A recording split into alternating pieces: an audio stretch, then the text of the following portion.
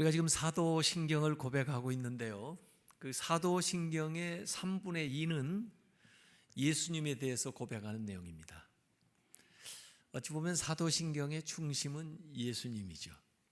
예수님을 통해서 하나님을 고백하고, 또 예수님을 통해서 성령님을 고백하고, 예수님이 가르쳐 주신 하나님, 예수님께서 소개하신 성령님, 이걸 우리가 사도신경에 고백하고 있으니까 예수님이 사도신경의 그 중심이다, 이렇게 말해도 과언이 아니죠. 왜냐하면 예수님에 대한 많은 이단적인 여러 가지 사상들이 있기 때문에 예수님에 대해서 바르게 신앙을 정립해야 될 필요성이 있었기 때문에 그 예수님에 대한 이야기가 많을 수밖에 없다. 그래서 오늘 그는 성령으로 잉태되어 동정녀 마리아에게 나시고, 그 대목을 한번 생각을 해보도록 하겠습니다. 이제 예수님에 대해서 얘기하는 걸 기독론이라고 하는데요, 그 기독론의 두 가지 요소, 예수님은 누구신가, 인격론이죠. 예수님의 인격에 대해서. 또 예수님은 무엇을 하셨나, 사역론이죠. 하신 사역에 대해서. 그런데 지난 시간에 예수님은 누구신가 하는 얘기를 했어요. 하나님의 유일하신 아들일 뿐만 아니라 그리고 우리의 주고 그리스도 예수다, 이렇게 예수님이 누구신가에 대해서 소개를 했는데, 이제 오늘부터는 예수님이 무엇을 하셨나, 그 사역에 대한 이야기가 됩니다. 이 사역은 doing, 동사로 표현이 되어 있죠. 하신 일들이요. 그런데 방향은 하늘로부터 기원해가지고 시작해서 가장 낮은 곳으로 낮아지심. 그래서 성령으로 잉태하사 동정녀 마리아에게 나시고 본디오 빌라도에게 권한을 받아 십자가에 죽으심까지 낮아지심을 얘기하고, 그 다음에 높아지시는 걸 얘기해요. 죽은 지 사흘 만에 죽은 자 가운데서 살아나셔서, 그 다음에 승천하셔서 하나님 우편에 앉아 계시다가 다시 오실. 그래서 예수님의 그 사역은 낮아지심과 높여지심, 이 두 가지로 방향으로 이 사도신경에서 고백을 하고 있다, 이렇게 볼 수가 있어요. 예수님이 이 세상에 오신 그 이유 가운데 중요한 것은, 예수님은 하나님을 향해서 창문 역할을 하세요. 하나님을 향한 창문이에요. 그래서 우리가 예수님을 통해서 하나님을 바로 볼 수 있게 되는 거죠. 하나님의 자기 계시, 자기 표현이 바로 예수님이에요. 그래서 예수님을 우리가 만나면은 곧바로 하나님이 누구신지, 그래서 하나님을 알게 되는 거예요. 예수님 없이 하나님을 알 수가 없어요. 예수님은 하나님을 향한 창문이다. 그래서 히브리서 1장 3절에도 이는 하나님의 영광의 광채시요 그 본체의 형상이시라, 이렇게 표현을 했어요. 그래서 예수님을 본 사람은 사실은 하나님을 본 거예요. 그럴 뿐만 아니라 이 예수님은 우리를 향한 거울이에요. 하나님을 향한 창문, 우리를 향한 거울. 예수님 앞에 서야 우리가 우리의 모습을 제대로 볼 수가 있어요. 우리가 우리를 제대로 알아요. 나 혼자 있어가지고는 나도 나를 잘 몰라요. 예수님을 만나야 내가 나를 비로소 알게 돼요. 베드로도요, 어부일을 하고 그러고 지냈는데, 누가복음 5장에 보면 예수님을 처음 만난 사건이 나와요. 기적적으로 물고기를 많이 잡았죠. 근데 그게 문제가 아니라 그제서야 예수님이 보이는 거예요. 주여, 그리고 나를 떠나서서 내가 죄인으로소이다. 주님을 보게 되니까 자기를 보게 되는 거예요. 내가 죄인이라는 것이 보여요. 사도 바울도 다메섹에서 주님의 음성을 듣고 주님을 만난 다음에 그 다음에 자신을 보게 되는 거예요. 자기는 그동안 정말 의로운 줄 알았어요. 자기는 잘 믿는 줄 알았어요. 자기는 잘 사는 줄 알았어요. 그런데 예수님을 딱 보고 나니까 자기 모습이 보이는데 죄인 중에 괴수요. 자기가 예수님을 안 만난 사람들은요, 자기를 몰라요. 자기가 누군지 몰라요. 자기 모습도 못 보고 살고 있어요. 예수님이 오신 이유가 바로 하늘을 향하여 창문을 내서 하나님을 볼 수 있게 해주고, 우리를 향해서 거울이 돼서 우리 자신을 바로 보고 살아갈 수 있도록 하시기 위해서 예수님이 여기 오신 거예요. 그게 예수님의 성육신. 요한복음에는 예수님의 그 탄생을 이렇게들 보도하고 있잖아요. 요한복음 1장 14절에 말씀이 육신이 되어 우리 가운데 거하시며, 하늘나라에 계실 분이 우리와 같이 거하시며, 우리가 그의 영광을 눈으로 보니까 아버지의 독생자의 영광이요 은혜와 진리가 충만하더라. 너무나 기가 막힌 말씀이죠. 이 말씀은 태초부터 계셨는데 영원히 계셨던 말씀이 현재적으로 나타났어요. 그래서 예수님은 선제적으로 계셨던 분이면서 현존하신 분이에요. 영원하신 분이면서 시간 안에 들어온 거예요. 보이지 않는 하나님이 보이는 하나님이 된 거예요. 하늘에 계신 하나님이 이 땅의 하나님이 된 거예요. 그 초월하신 분이 이 세상에 내재하시게 된 거예요. 그 영적인 영역이 이 물질 세계로 들어오게 된 거예요. 이건 신비입니다. 신비스러운 일입니다. 이건 하나님이 우리 인간의 눈높이에 하나님이 맞춰주신 거예요. 하나님의 눈높이예요. 우리가 알 수 있도록, 우리가 볼 수 있도록, 우리가 만질 수 있도록, 우리가 들을 수 있도록. 그래서 우리 가운데 거하셨다. 텐트를 친다는 건데, 성막을 친다는 거, 구약의 성막은 이스라엘이 다닐 때마다 보이는 하나님의 현존의 사인으로서 성막을 쳤어요. 또 제일 앞에 행진할 때는 모시고, 그 장소에 임재했던 그 하나님이 이 인격에 임재하는 거예요. 장소 임재 사상이 인격 임재 사상으로 기독교에서 아주 독특한 겁니다. 다른 종교에서 찾을 수가 없어요. 그래서 그분에게 하나님의 영광, 독생자의 영광이 보이는 거죠. 은혜와 진리가 충만하다. 은혜를 가지고 있었다, 진리를 가지고 있었다, 소유적으로 설명하지 않고 그분 자체가 은혜, 그분이 진리, 인격적인 개념으로 여기 표현을 하고 있어요. 그 예수님 안에 은혜가, 진리가, 생명이 충만하게 거하시는 거예요. 그 예수님을 우리가 모실 때 그 은혜, 진리, 생명이 우리 안에서 약동하는 거예요. 그 당시에는 이분법적인 사상들을 많이 가지고 있어서요, 영은 거룩하고 육신은 속되다, 이렇게 이분법적으로 거룩한 것과 세속적인 걸 구분해 가지고, 특별히 영지주의 같은 그런 사상 안에서는 말씀이 육신이 됐다, 우리 가운데 거하신다, 이것은 정말 파격적인 얘기입니다. 하나님이 이 육신을 그래도 긍정해 주신 거예요. 하나님이 이 세상을 그래도 긍정해 주신 거예요. 하나님의 거처로 삼으실 정도. 그래서 이걸 신학적으로 하면 세속화라고 그러는데요. 하나님이 이 세상에 들어오셨다는 것은 우리에게 희망적인 메시지예요. 사실 육신이 나쁜 게 아니에요. 세상이 나쁜 게 아니에요. 거기에 무엇이 담기냐가 문제인데, 하나님의 성령이 거하시면 거룩한 성도가 되는 거예요. 그 일을 예수님께서 시작하신 거죠.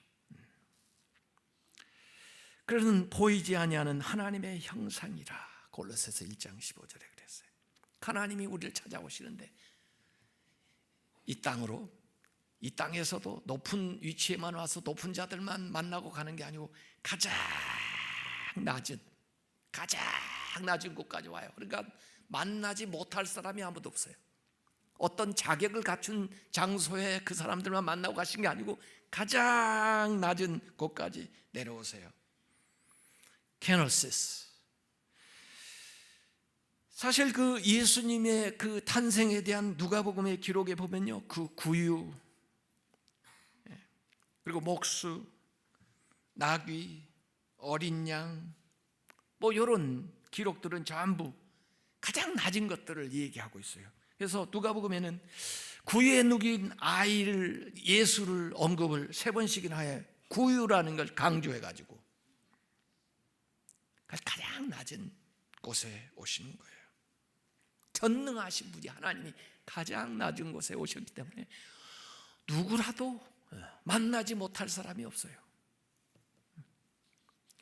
왜 그렇게 낮은 곳에 오셨을까요? 그 낮은 곳에 있는 자들을 높여주기 위해서.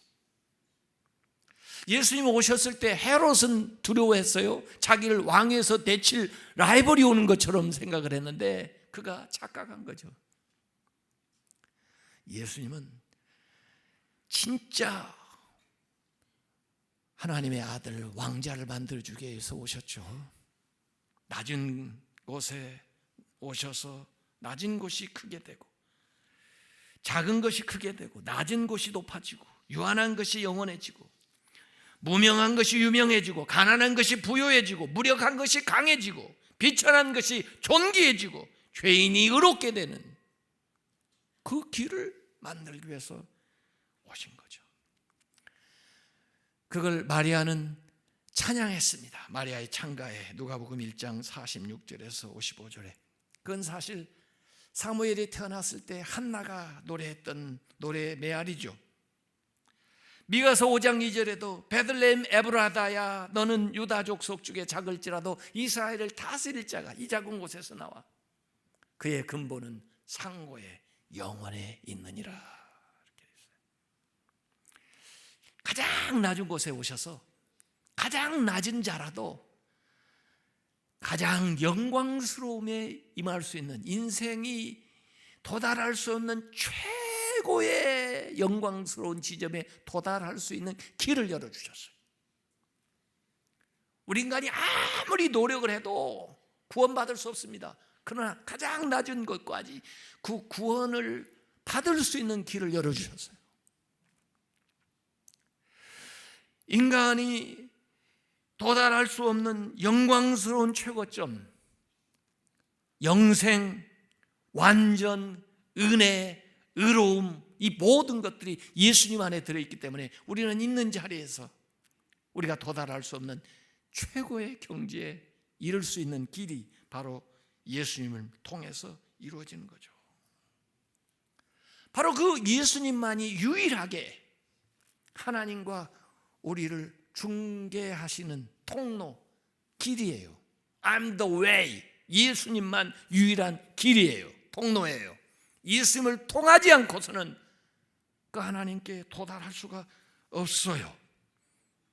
그게 성육신입니다. 그래서 예수님은요 2가지의 본성을 가지고 계시는데 완벽한 하나님이시면서 완벽한 인간이세요. 반반이 아니에요. 반신 반인. 옛날 또 신화에 보면 반신 반짐승 이런 게 아니에요. 100% 하나님이시면서 완벽한 100% 온전한 인간이에요. 그게 예수님의 성육신입니다. 그런 이 불가능해 보이는 신비스러운 일이 어떻게 가능한가? 성령으로 된 거예요. 성령으로 잉태하사. 성령이 이 일을 하시는 거죠. 그래서 성육신이라고 하는 것은 신성과 인성이 예수 그리스도와는 한 인격 안에 결합되는 경우가 성육신인데 이걸 성령께서 하시는 거죠. 2번째, 오늘 이 고백은 동정녀 탄생을 고백하고 있습니다. 예수님이 태어난 방식은 인간의 자연적인 어떤 방식이 아니라 하나님의 개입에 의한 특별히 성령으로 잉태하여 태어난 거예요. 그러니까 사실 우리가 사도신경에서 고백하는데요, 신비스러운 게 많이 들어있어요. 믿음이 없으면 넘어갈 수 없는 벽이 있어요. 세상에서는 세상이 우연히 생겼다, 또 인간은 어떻게 짐승이 진화해가지고 이렇게 됐다, 이렇게 아마 배웠을 수도 있어요. 그런데 우리는 그것과 정다른 전능하사 천지를 만드신 하나님 아버지를 내가 믿습니다. 창조의 신앙을 고백하는 거예요. 창조의 신비를 여러분이 이 사도신경을 외울 때, 고백할 때 이야기를 하고 있는 거예요. 그걸 믿는다는 거예요. 창조의 신비를. 이 사도신경에는 신비스러운 것들이 들어가 있어요. 여기 동정녀 탄생, 동정녀 탄생의 신비를 믿는다고 고백을 하고 있는 거예요. 그것뿐이 아니에요. 죽은 지 사흘 만에 다시 부활하신 부활의 신비를 믿는다고 고백하고 있는 거예요. 세상적으로 말하면요, 넘어야 될 벽이 너무나 많아요. 엄청난 것들이에요. 이해할 수 없는 것들이에요. 그러나 만약에 여러분이 하나님을 믿는다면, 하나님을 믿는 믿음이 있다면 이 모든 것이 쉬워요. 하나님이 죽었다가 살아나지 못하는 것이 더 이상하지, 하나님이 죽었다가 살아나는 게 이상해요? 하나님을 믿으면요, 동정녀 탄생은 자연스러운 거예요. 하나님 믿지 못하니까 어렵죠. 그래서 기독교는 종교가 아니에요. 기독교는 하나님을 믿는 겁니다. 하나님을 믿으면 가능한 거예요. 그래서 이 고백 안에는 초자연적인 것과 자연적인 것이 조화를 이루어서 나타나는 겁니다. 그 불가능한 것을 가능하게 만드시는 분이 성령, 성령으로 잉태하사. 그래서 우리가 성령을 읽는 그대로 믿고 받아들이고 성령의 역사를 의지하게 되면은 불가능한 것을 가능하게 하는 것을 믿으시기를 바랍니다. 죽었다가도 살아나고요, 죽을 병에서 고침도 받고요, 잉태하지 못한 자가 출산을 하게 되고요, 물이 포도주가 되고요, 일용할 양식이 채워져요. 성령의 역사를 믿으면은 불가능한 것이 가능하게 되는 거예요. 마태복음 1장 18절에 예수 그리스도의 나심은 이러하니라. 그의 어머니 마리아가 요셉과 약혼하고 동거하기 전에 성령으로 잉태된 것이 나타났더니 그랬습니다. 사실 그 마태복음에는 주로 예수님의 탄생 기사를 요셉의 이야기를 중심으로 엮어가요. 그리고 누가복음에는 마리아의 이야기를 중심으로 1, 2장 엮어가요. 그런데 사실 동정녀 탄생에 대해서 제일 아마 받아들이기 어렵고 믿기 어렵고 또 그 사실이 정말 힘든 사실이었던 사람들은 마리아일 거예요. 마리아는 마치 아이를 가지게 돼서 이게 행복한 게 아니라 다른 사람들에게 돌맞을 일이에요.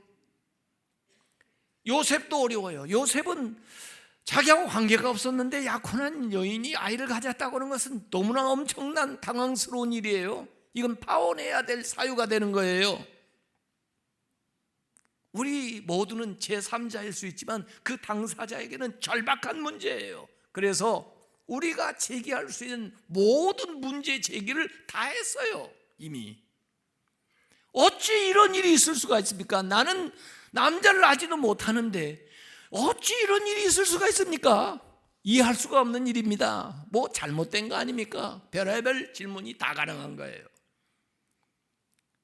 거기 설득하는 과정이 성경에 나오는 겁니다. 천사가, 하나님의 사자가, 가브리엘 천사가 나타나서 하나님의 말씀을 들어가며 구약을 해석해가며 그들에게 하나님의 능력과 하나님의 약속과 하나님의 하시는 일을 말씀하는 거예요. 거기에서 설복이 되는 겁니다. 모든 의문이 해소가 되는 거예요. 그래서 주의 계집종 예언이 말씀대로 이루어지이다 이렇게 되는 거죠. 여러분, 그 마태복음 1장 22절에 천사가 하는 말 가운데 이 모든 일이 된 것은 주께서 선지자로 하신 말씀을 이루려 하심이니, 선지자로 구약에 예언하신 그 약속이 이루어지기 위해서 이 일이 되어졌다는 거죠. 그리고 23절을 얘기할 때 23절에서는 그 시대로부터 한 710년 전에 얘기한 이사야의 말씀을 인용해가지고 이사야서 7장 14절을 인용하는 겁니다. 그러므로 주께서 친히 징조를, 사인이에요. 메시아가 온다는데 어떻게 알아봐요? 무슨 사인을 보고요? 너에게 주실 것이라. 보라, 처녀가 잉태하여 아들을 낳을 것이요. 그게 사인이에요. 처녀가 어떻게 아들을 낳습니까? 구약이 이사야에서 이미 예언해 놓은 거예요. 그게 언제 나타나요? 지금 이제 이들에게 나타난 거죠. 처녀가 잉태하여 아들을 낳을 것이요 그의 이름을 임마누엘이라 하리라. 이게 징조입니다. 아까 영지주의에 대해서 얘기했죠. 이 가연설 주장도 비슷한데요. 이 예수라는 분은 그냥 천사처럼 그냥 육체 없이 이렇게 와서 환상처럼 우리에게 보였다가 사라진 거다, 이렇게 얘기하는데 아니에요. 성경은 분명히 성령이 그 마리아, 동정녀 마리아를 통해서 이 예수 그리스도가 탄생했다는 거예요. 그래서 사실 우리는 마리아 요셉을 통해서 이런 의문을 해소하게 되는 겁니다. 그리고 마리아 요셉에게 감사해요. 그 시대에 하나님이 찾으셨던 사람을 만난 거죠. 순결한 마리아, 의로운 요셉, 그들을 통해서 하나님이 그동안 예언하고 하시고자 했던 일들을 이루어 주신 거예요. 그러니까 그들은 상당히 훌륭한 분들이죠. 이거 우리가 감사해야 될 분이죠. 또 어떤 면에서 보면 하나님의 아들 양자 삼은 부부죠. 그런데 왜 이 동정녀 교리가 중요하냐? 동정녀 탄생이 왜 중요하냐? 이것은 기독교의 아주 근간이 되는, 예수 그리스도가 이 세상에 왜 오십니까? 우리의 죄를 대속하기 위해서 오시는 거예요. 대속하는 대속 제물이 되려면 흠 없고 점 없는 제물이어야 돼요. 죄 없이 태어나야 돼요. 무죄. 우리 모든 인간은 원죄를 가지고 태어납니다. 내가 죄를 가지고 태어났기 때문에 내 죄도 감당하지 못하는데 남의 죄를 어떻게 내가 대속해 줍니까? 예수 그리스도는 죄 없이 태어나야 돼요. 그래서 이 동정녀 탄생의 교리가 나오는 거죠. 칼빈은 제네바 요리문답에서 이렇게 묻고 있습니다. 왜 성령으로 잉태되시고 사람의 일상적인 흔한 방법이 아니었습니까? 하고 질문하고는 답변이에요. 사람의 씨는 전적으로 부패되었기 때문에 하나님의 아들의 탄생에는 성령의 역사가 개입되어 이러한 오염의 영향을 받지 않고 가장 완전한 순결을 유지할 필요가 있었습니다. 하이델베르그 요리문답 제36문항에도 그리스도의 거룩한 수태와 탄생으로부터 당신은 어떤 유익을 얻습니까? 이렇게 질문하고요. 답변은 그가 우리의 중보자이시라는 것과 그의 순수하심과 온전한 거룩하심이 하나님 앞에서 내가 타고난 나의 죄를 덮으시는 유익을 얻습니다. 동정녀 탄생을 하셨기 때문에 예수님은 죄로부터 자유하고 원죄를 물려받지 않으셨기 때문에 우리의 죄를 대속하는 대속자가 되셨다는 거예요. 그래서 인카네이션, 예수님의 성육신은 하나님과 우리와의 유일한 중보자가 되시는 거고, 동정녀 탄생은 우리의 죄를 대속해 주시는 대속자가 되시는 거예요. 이 가톨릭은 거기에서 더 나아가지고 마리아가 죽을 때까지 처녀로 살았다 이렇게 얘기를 해요. 그런데 사실 성경적이지 않아요. 성경 마가복음 3장 31절 6장 3절에 보면 예수님의 동생들이 그 후에 태어나요. 그래서 가톨릭이 가르치는 영원 동정녀설은 성경적이지 않아요. 더구나 가톨릭에서 더 나아가서 뭘 가르치냐면 마리아 성모 승천설까지 가르쳐요. 승천했다는 거예요. 성경적이지 않습니다. 그리고 마리아의 무죄론, 또 마리아의 중죄론, 이런 것들을 가르치는 것은 성경적이지 않아요. 마리아가 신실한 믿음의 사람이었던 것은 사실이지만 그걸 신격화하는 건 온당치 못합니다. 세 번째, 이 고백은 임마누엘에 대해서 우리 가르쳐주고 있습니다. 아까 예언되었다는 말씀 그대로 마태복음 1장 23절에 예수님의 이름이 나와요. 보라, 처녀가 잉태하여 아들을 낳을 것이요 그의 이름은 임마누엘이라 하리라 하셨으니, 그걸 번역하면은 하나님이 우리와 함께 계시다 함이라. 예수님의 이름 두 가지를 미리 지어줬는데, 하나는 예수, 자기 백성을 죄에서 구원할 자, 또 다른 이름 임마누엘, 하나님이 우리와 함께 계시다는 거예요. 예수님이 왜 이 세상에 오셨나? 우리와 함께 계시기 위해서 오신 거예요. 창조의 신앙은 하나님이 이 세상을 사랑하는 사랑의 이유에 대해서 설명해 준다면, 임마누엘 신앙은 그 사랑의 실제가 나타난 것을 우리에게 설명해 줘요. 말로만 사랑한다는 게 아니에요. 사랑하면 함께 있어야 되잖아요. 함께 시간을 보내야 되잖아요. 그래서 하나님이 예수님을 통하여 우리와 함께 하시는 거예요. 구약에는 가장 큰 상급, 가장 큰 복이 뭔지 아세요? 하나님 자신이세요. 하나님 자신. 창세기 15장 1절에 보면 나는 너의 방패요, 지극히 큰 상급이다. 하나님 자신이 우리에게 큰 상급이에요. 하나님이 함께하는 것이 최고의 복이에요. 하나님이 소유한 것을 얻는 것 정도가 아니라 하나님 자신이 우리에게 큰 복이에요.